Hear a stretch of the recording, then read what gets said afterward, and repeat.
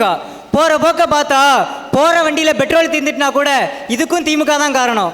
வீட்டில் மனைவி சோறு போடலையா இதுக்கும் திமுக தான் காரணம்னு சொல்லி நம்மளை விமர்சிச்சே இது பண்ணிட்டு இருக்கிறாங்க. அவங்களாம் ஒன்று மட்டும் புரிஞ்சுக்கணும், நம்ம பதில் விமர்சனம் வச்சா திமுக பயந்துருச்சு, திமுக ஒடுங்கிருச்சு அப்படின்னு சொல்லி சொல்கிறாங்க. ஒரு சின்ன உதாரணம் மட்டும் சொல்கிறேன். ஒரு கோவில் யானை இருக்குதுன்னு வச்சுக்கோங்களேன். அந்த கோவில் யானை பட்டை தீட்டி நல்ல சந்தனம்லாம் பூசி அதை அழைச்சிட்டு வராங்க. அது வரக்கூடிய சமயத்தில் பக்கத்தில் ஒரு சேரில் விருந்த பன்றி வருது. அந்த பன்றியை பார்த்து அந்த கோவில் யானை ஒதுங்கி செல்கிறது. ஏன்னு சொன்னால் நம்ம பக்கத்தில் போனால் அந்த சேரு நம்ம மேலே தெரிச்சிரும் அப்படின்னு சொல்லி அது ஒதுங்கி போகுது. ஆனால் அந்த பன்றி தனக்குள்ளே நினச்சிக்கிடுது, ஓ இந்த யானையே நம்மளை பார்த்து பயந்து போகுது அப்படின்னு. அந்த மாதிரி தான் இருக்குது. கிட்டத்தட்ட 75 வருட கட்சி திமுக. யாரை பார்த்தும் பயப்பட வேண்டும் என்ற எந்தவித அவசியமும் எங்களுக்கு கிடையாது.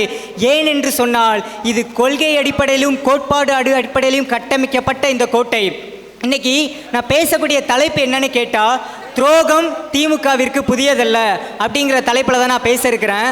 சமூக வலைதளங்களில் ரீசெண்டாக ஒரு மீம் படித்தேன். என்னன்னு சொல்லி கேட்டால், நாம் யாரை பாவம் என்று பார்க்கிறோமோ அவர்கள் தான் ஒரு நாள் நம்மை பதம் பார்த்து விடுவார்கள் என்று.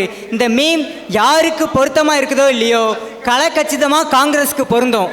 நீங்கள் எல்லாருமே ஒருத்தன் ஏழையாக பிறந்து ஏழையாகவே வாழ்ந்து ஏழையாகவே செத்து போன எத்தனையோ பேரை நம்ம வாழ்க்கையில் பார்த்துருப்போம். ஆனால் துரோகத்திலேயே பிறந்து துரோகத்திலேயே வாழ்ந்து துரோகத்திலேயே பிழைப்பை நடத்தக்கூடிய ஒரு கட்சி இருக்குதுன்னு சொன்னால் அது காங்கிரஸ் கட்சி தான். ஏன் இப்படி சொல்கிறேன்னு கேட்டால், சிலர் கேட்கலாம், உங்கள் கூட்டணியை வச்சு எத்தனையோ கட்சிகள் தான் வெளியே போச்சு, ஏன் காங்கிரஸை மட்டும் விமர்சிக்கிறீங்க, காங்கிரஸ் மேலே அப்படி என்ன வன்மோன்லாம் சொல்லி கேட்குறாங்க. அவர்கள் எல்லாம் ஒன்றை மட்டும் புரிந்து கொள்ளுங்கள், கூட்டணியை விட்டு வெளியேறுவதும் கூட்டணிக்கு துரோகம் செய்து விட்டு வெளியேறுவதும் ஒன்றல்ல என்பதை நான் நிரூபித்து கூற விரும்புகிறேன்.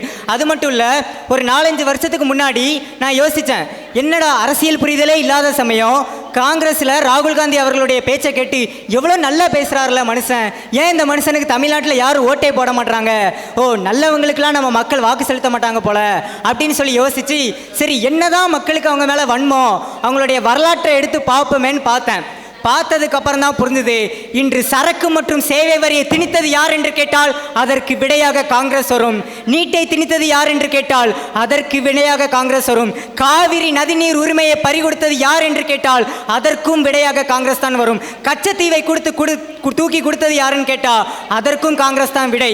இதை கூட விட்டுலாங்க, 2016ஆம் ஆண்டு காட்சிப்படுத்தக்கூடிய விலங்குகளின் பட்டியலில் காளையை சேர்த்து ஜல்லிக்கட்டை தடை செய்தது காங்கிரசுடைய அமைச்சர் ரமேஷ் கிருஷ்ணமூர்த்தி, ரமேஷ் என்ற ஒருவர்.